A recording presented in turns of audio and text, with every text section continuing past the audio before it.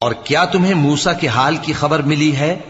جب انہوں نے آگ دیکھی تو اپنے گھر والوں سے کہا کہ تم یہاں ٹھہرو، میں نے آگ دیکھی ہے، میں وہاں جاتا ہوں، شاید اس میں سے میں تمہارے پاس انگارہ لاؤں یا آگ کے مقام سے اپنا رستہ معلوم کر سکوں۔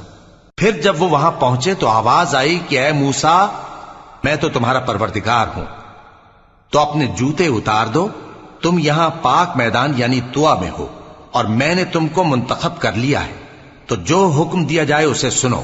بے شک میں ہی اللہ ہوں، میرے سوا کوئی معبود نہیں، تو میری عبادت کیا کرو اور میری یاد کے لیے نماز پڑھا کرو۔ قیامت یقیناً آنے والی ہے، میں چاہتا ہوں کہ اس کے وقت کو پوشیدہ رکھوں تاکہ ہر شخص جو کوشش کرے اس کا بدلہ پائے، تو جو شخص اس پر ایمان نہیں رکھتا اور اپنی خواہش کے پیچھے چلتا ہے کہیں تم کو اس کے یقین سے روک نہ دے، تو اس صورت میں تم ہلاک ہو جاؤ۔ اور اے موسیٰ، یہ تمہارے داہنے ہاتھ میں کیا ہے؟